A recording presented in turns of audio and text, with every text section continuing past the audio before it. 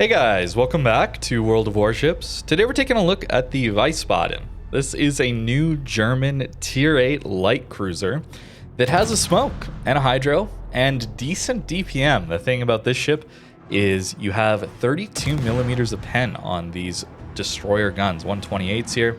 They're essentially from German battleship secondaries. I think the Hanover gets similar style turrets. And you get decent DPM here. The HE DPM is 162,000 base, which is 13th best out of all the Tier 8s. But it's the AP DPM, where we're 4th best at Tier 8. And this ship can smash people with the AP, although it's not very good pen and no improved pen angles, so you gotta get really, really close. So it's gonna be mostly an HE spammer from medium range. But if you can get those AP salvos away, this thing is going to be good. Also, really good detect. It's like 8.5 kilometer detect on this ship. So you can play this almost mid-range role between a destroyer and a cruiser, which is pretty cool.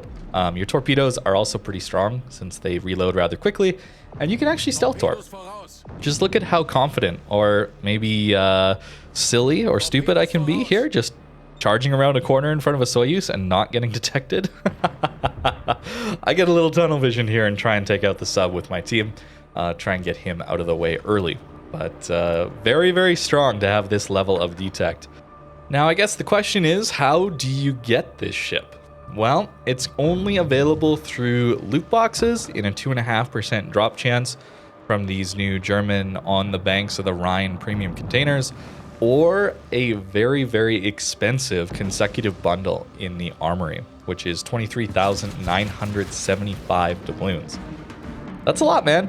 And then the Wiesbaden will be available for you after spending all those doubloons for 1 credit. So mostly this is a loot box ship. I'm not a huge fan of loot box ships, as you guys know. And hopefully this ship will be available for a more reasonable price. Maybe that consecutive bundle is fine enough for it to be available for a set cost rather than just for gambling on loot boxes, but I would certainly prefer it be a little more reasonable in the Tier 8 price for a premium ship. You guys will have to let me know. But this ship doesn't have the best armor. It's rather big, so we lose like half of our HP there instantly, which, fair enough. We're very, very over-pushed here in this ship. But we can kind of get away with that considering our concealment, which is really cool. And then we get some AP salvos into this Soyuz. That's what I really wanted to see here, is just seeing what we can do with our armor piercing here. And aiming up into superstructures. Again, no improved pen angles and not really improved fuse times. Slightly over the 0.33 seconds that a lot of higher calibers get, but none of this short fuse like a Minotaur might have or something like that. It's still very standard AP for the caliber. So you have to get those flat broadsides, especially at closer ranges, since we don't have the improved pen or anything like that. So this ship is mostly going to be an HE spammer, but with that 32 millimeters of pen on the HE, it allows us to really do some good damage to battleships. Even though I don't think the fire chance is that amazing, I think it's around 7%. We're going to get some fires in this one, don't you worry, but get a little unfortunate on those fires not doing a whole lot of damage. But there's good alpha here, and that's really what we're going to be mainly focused on, at least as far as this ship's damage dealing is concerned. AP, HE alpha damage is really what we want here. Combined with the concealment, it should allow us to get some nice positioning and this DPM to be rather impactful, since we don't have really any other way to impact the game. No radar here, and the hydro is fairly close range, so it's not like we're going to be pushing destroyers all that easily. This ship's not fast, it's not that maneuverable, so you're really focused on damage dealing as the way to impact games. As a light cruiser, you typically want to save your HP towards the end of the game, where you don't have to deal with as many battleships, as many crossfires, and that'll allow you to play a little bit more as open water ship, even if you don't have the best maneuverability. I decided, I guess, to lose all my HP early in this game, so we're going to have to play very, very carefully. It's, yeah, not exactly the best idea to lose all your HP this early, but we're still going to have a really good game. This is really about using island cover now and not getting spotted. Fortunately for us, this map does allow us to do that very well. A lot of maps should give you that opportunity, but at least we have the smoke as a bit of a backup when those island cover opportunities aren't available to us. But notice the cooldown here. We have around a minute 30 on the smoke cooldown between our smokes. So that's a little bit of a difficult thing for this ship to deal with. So you have to be a little bit careful there when you're using your smokes. You can't just use them on cooldown and get them back really quickly and only have brief periods of time outside of a smoke, like you might see on Pan-Asian cruisers, for example. Can get away with that a little bit more. This ship won't be able to do that. But we still have most of the islands in the map to use, and we can use the smokes as a bit of a panic tool around those islands, and I think it's still going to be all right. So here, in this case, this is a really powerful spot. If your team can get control over the sea cap early, very, very, very strong to sit in these islands, and you won't be spotted for the most part. You can even use island cover to some of these little islands around you. You can position yourself so that enemy ships within your gun range aren't ever going to be able to spot you. So that's really what I'm concerned about here. With this Veneto, I'm going to push forward just enough for him to stay behind the island. Also worried about the tier 9 cruiser there in the north, so we're going to have to be a little careful. If he decides to push some more, we have to keep an island between ourselves and him. Otherwise, we're going to die. It won't take much for any of these ships to kill us, so we really have to stay concealed for basically the rest of this game. And ideally, you'd play like this earlier on, again, so that you can save that HP. But against this Veneto, we're going to see a little bit of the benefits here, having that 32 millimeters of pen, allowing us to full pen, at least get a few more full pens when we hit his bow or his stern, where a lot of other light cruisers just aren't going to be able to do that. So even though our HE DPM may not be nearly as good as other light cruisers at this tier, things like Cleveland are way better. I mean, that's the best example, I guess. Maybe not exactly fair to compare to the absolute best, but still, allowing us to full pen 32 millimeters, where a Cleveland's going to require you to take IFHE, cutting the fire chance. We don't have to deal with that as much, although the fire chance isn't great to begin with, so maybe it's almost like it's baked in IFHE, I guess we could think of it as. But still, it's pretty nice to have that as a feature of this ship, that quarter pen that German shells sometimes can have. Now, dealing with this cruiser at range is going to be really difficult, especially because my aim is not the best, so not going to go after him, at least with light cruiser guns. I'm really not all that comfortable with leading them at longer ranges, so we're going to just go after the Cherbourg. I think it's just a much better ship to go after. I get very fortunate, actually, that the Jervis there was using his smoke. Looking back on that, I didn't really notice, but I had reversed back enough that if I had been shooting and that smoke wasn't there, I would have been spotted. So, bit of a misplay there, but we get away with it. And, I mean, Cherbourg's just so fast, man. That is just so hard to hit. Back to the HE, though. I really want to deal with him, trying to keep our destroyer alive. That's how we're going to win this game. Very, very close match here. So, the way to win a lot of these late games is just keeping your DDs alive. So, I really need to focus on the Cherbourg here, trying to kill him. And we're just missing a lot of our shots, unfortunately.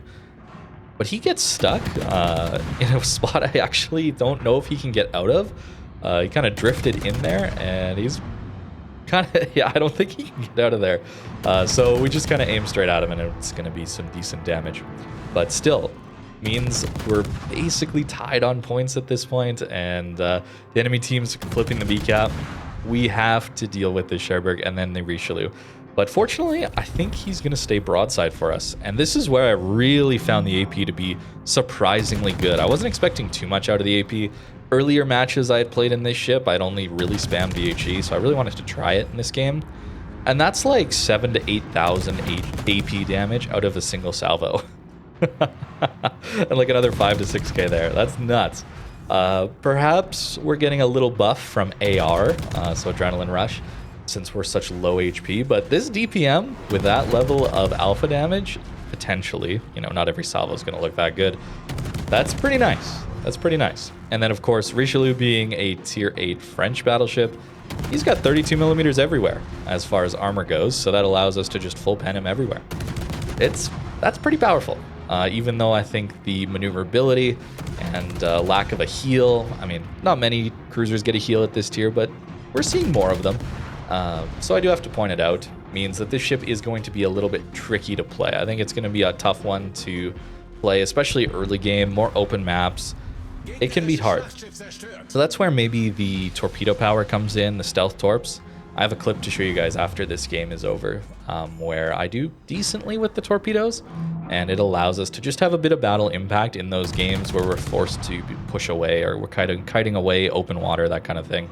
It allows us to have some battle impact without risking our ship too much. Trying to push the enemy cruiser back yet again, trying to keep him away as much as we can from the cap, and hopefully then we can take a fight with the Friesland or the submarine without having to deal with him, since it's like one HE salvo out of him would kill me at this point. Still, just so you know, I gotta be careful. And our smoke's available for us, so I'm gonna use it here, skipping forward a little bit in time to where we need to push the B cap. They are ahead on points and they were ahead on caps, so I had to push around the island, try and get into the B cap. Well, mainly our Jervis goes into the B cap, so I want to be there to support him. If he gets into a fight with Friesland or the submarine, for example, I need that my DPM to help him out, even if we're a little bit low here. Fortunately, this enemy cruiser is not blind firing our smoke. Otherwise, we're a big target, man. Like, I think that might happen a lot more once people see what the ship is. People are going to blind fire the smoke, I think, and you're going to take a lot of damage from that HE or AP, since it is such a large ship, I think. But for now, I'll take it. Allowing us to sit in smoke and not have to worry too much is very nice. We're already up to 150k. 10 fires, so even though it's got like a 7% fire chance with this build, we do get quite a few fires, although whether or not we're doing much damage with those fires might be another story. And the smoke is getting close to running out, so I'm actually starting to reverse behind the island here. I don't want to get myself caught to a point where I'm going to die. Again, keeping myself alive here, not only for the extra damage output I can have and the extra battle impact there, but at a certain point, like in a game like this, where we're 2 minutes or so away from it ending, it's really important to just stay alive for the points that are tied up in your ship. Anytime you die, you give the enemy team a bunch of points, and you lose your team a bunch of points. So that's why kills become so important in the late game. So for me here, risking a little bit, trying to get some salvos into the Friesland. I'm very sure that the enemy cruiser is going to be shooting at me here as soon as I'm spotted, so I try and push forward just to avoid some of his salvos, but I actually push forward a bit too much, so I lose my angle on the Friesland here. This last salvo has to hit, and it does, fortunately, but almost screwed that up. And there comes that cruiser salvo, as you can see. Very, very tense here at the end. Managed to pick up the Friesland. Now we just have to run away and live. That's really all that's on my mind. I wasn't intending to go after the sub at all, actually. It actually scared me a little bit. It was a bit of a jump scare. I was like, how am I spotted? What? And fortunately, he can't actually damage me there at that angle. So we managed to take him out. Avoid the cruiser salvo again. And we do manage to win this game. So 173, 4 kills. That's a really good game. That was my best game I had so far. I only played a few games in it so far, not too many, but still, very nice to see a good performance out of a light cruiser like this. I think that smoke is helping it out a lot, so not forcing you to only play those islands. The smoke's going to help a ton, but some of the maneuverability issues going to make it hard. It's going to make it hard, and only 17,000 damage from those 12 fires. A little unlucky, I would say. But it does show you the power of the alpha damage on this ship, at least. So you can see that even without the fires, the AP, the HE alpha is going to get you there. So that's nice. And probably the reason why the HE alpha in particular is a little low and the DPM isn't quite as high as we might see on some other cruisers at this tier, especially light cruisers, ones that are so squishy like this. We can't count out that extra pen, I guess. Now, moving on, a little bit of a short, quick clip here for you to deal with these torpedoes. I didn't really use them much in that last game, and here we're going to be forced to use them because there's a Massachusetts as well as a Sharnors 43 pushing in, and that's a little bit scary for us. I can't really deal with them, to be honest with you, so we're going to just try and run away. I'm trying to get ready here to pop my smoke, not as a way to farm them, but actually just to break contact. I'm actually not wanting to open water gunboat, but for as long as the Massachusetts isn't looking at me, I may as well use my guns a little bit here. We have enough HP. You know, we're not sitting on 4,000 HP for the whole game like we were last time. So I can risk a little bit here, I think. But as soon as I feel like he's turning towards me, I think the Scharnhorst comes around the corner here soon anyway. It's probably time to break contact and use our concealment. 8.5 kilometers. Very, very nice. Allows us to stay dark here once we use our smoke. And now we get to use the torpedoes. So we get 6 per side, and it's a decent torpedo reload. I haven't spec'd them at all, so maybe on your build you could run some more torp-focused stuff for alpha damage or reload, but it's still a fast reload, man. Just over a minute is pretty good for 6 torps per side. And as you can see, you can just kind of wiggle back and forth. Almost like a Venom, the spin to win, right? Although it's not as powerful as Venom torps, certainly. But we do get a few hits here, and allows us to slow them down as they're pushing across once they've got the A-cap under their control, right? So that's what our goal is. Anytime we lose a flank this hard is not give it up totally for free. But I don't want to risk my ship too much and just spamming torps. Although the range here is probably not enough to actually land any there. So I didn't actually do that much with those last spreads, but they come back pretty quickly, man. It's kind of nice. And getting a little more HE damage in on this Scharnhorst, trying to kill him off. And maybe force him to turn into our torps. I don't know. But this way, at least, we don't have to find out what happens when a Scharnhorst shoots at your broadside. Fortunately, he dies there. But I'm pretty sure this ship would just explode, to be honest with you. This is a large enough ship that I don't think we're going to get that nice overpen style that some of the smaller light cruisers get, where you just go flat broadside to a battleship at close range, and the fusing threshold doesn't actually allow you to get full pens on the Citadel. It's just going to overpen. I don't know if this one's going to have that feature. I don't really feel like testing it, but it probably will happen eventually, and we'll see, I guess. But rushing a submarine, a little spooky here. Certainly, but this is where that nerf to shotgunning comes into play, right? So these torpedoes I only eat one, and it does 600 damage, so a big nerf to sub shotgunning. Still not a huge fan of sub gameplay and how the interactions work, even though I'm about to, get free damage and hopefully a free kill on this submarine. It's a little odd that there's almost nothing he can do in this situation, right? I don't know. I'm still just not a huge fan of the interaction or lack thereof, either side. When it's just a sub pinging you or torping you from stealth and there's nothing you can really do about it. Or this side too, where there's nothing really he can do about it either. I like it when there's a little more gameplay engagements, rather than just I perfectly counter you or you perfectly counter me. That's just kind of how I feel about it. But hey, we at least got a couple subs in this one. Feels good. And then just to deal with this Colorado and the destroyer yet. Fortunately for us, we had a good cruiser player on our team who I think he's about to get a crack in here even. So I didn't do the most in this game, not nearly as much as the first game, but fortunately I didn't have to carry quite as much. Having good teammates always helps. Always helps you have a better match. So I will take it, but that is the Wiesbaden. A few games here, and first impressions on it. It seems like a decent light cruiser.